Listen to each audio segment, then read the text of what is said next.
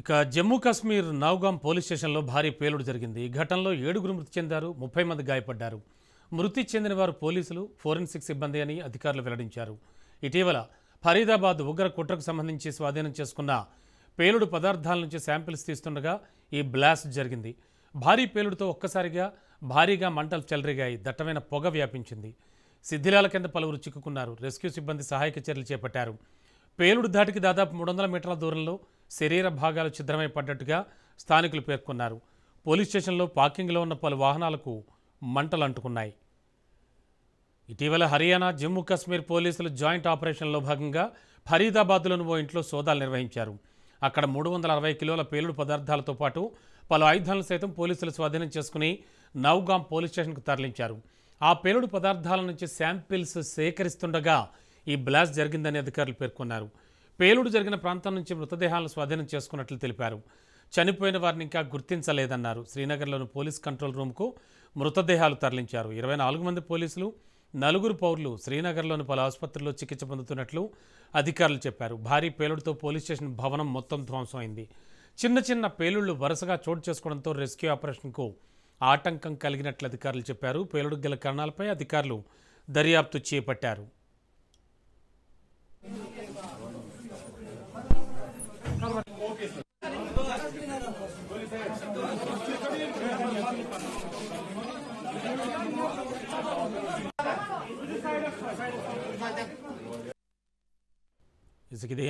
ఇదే అంశానికి సంబంధించి మరింత అదనపు సమాచారం అందించడానికి మా క్రైమ్ బ్యూరో చీఫ్ మధు సిద్ధంగా ఉన్నారు. Madhu, any update? ఏం జరుగుతోంది?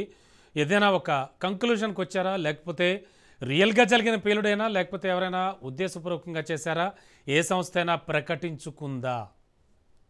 రమణ, మొత్తానికి జరిగినటువంటి బ్లాస్ట్ ఏదైతే ఉందో అది పూర్తిగా కూడా అమ్మోనియం నైట్రేట్ తనిఖీ చేస్తున్నటువంటి క్రమంలోనే ఈ దాడి జరిగినట్టుగా అయితే ప్రస్తుతం ఈ పేలుడు సంభవించినట్టుగా అయితే పోలీసులు ప్రాథమిక నిర్ధారణకు వచ్చారు.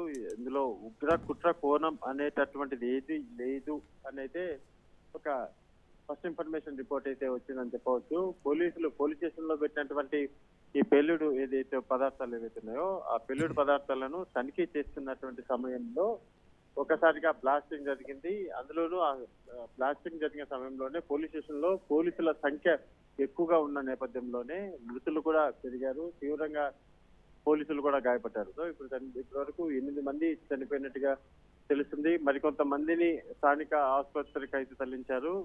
పూర్తిగా కూడా ఇన్వెస్టిగేషన్ గోయింగ్ ఆన్. ఏం జరిగింది, ప్రమాదానికి గల కారణాలు ఏంటి అనేది ఇప్పుడు బయటికి రావాల్సి ఉంది. కానీ ప్రమాదానికి కుట్ర కోణం అనేటటువంటి యాంగిల్ ఏదైతే ఉందో యాంగిల్ అయితే ఎక్కడా కూడా కనిపించట్లేదు. కుట్ర చేసి అంటే బాంబ్ బ్లాస్ట్ జరపడానికి దాచిపెట్టినటువంటి ఫరీదాబాద్ లో ఏదైతే దాచిపెట్టినటువంటి అమ్మోనియం నైట్రేట్ ఉందో దాన్ని పట్టుకొని ఆ మొత్తం నైట్రేట్ ని, అమ్మోనియం నైట్రేట్ ని పోలీస్ స్టేషన్ తీసుకొని వచ్చి పెట్టిన క్రమంలోనే ఇది పేలింది అనేది అర్థమైపోతుంది. కాబట్టి ఖచ్చితంగా దీంట్లో బిహైండ్ ఎటువంటి అనుమానాలు కానీ, కుట్ర కోణం ఉంది కానీ, రిమోట్ కంట్రోల్ ద్వారా పేర్చారా, ఈ అన్ని కోణాలలో ఫైనల్ గా తేలింది ఏంటంటే ఇది కేవలం అక్కడ ఉన్నటువంటి పోలీసులు తనిఖీ చేస్తున్నటువంటి క్రమంలోనే ఈ బ్లాస్ట్ సంభవించినట్టుగా అయితే అంచనాకైతే వస్తున్నారు పోలీసులు. Okay, thank you Madhu.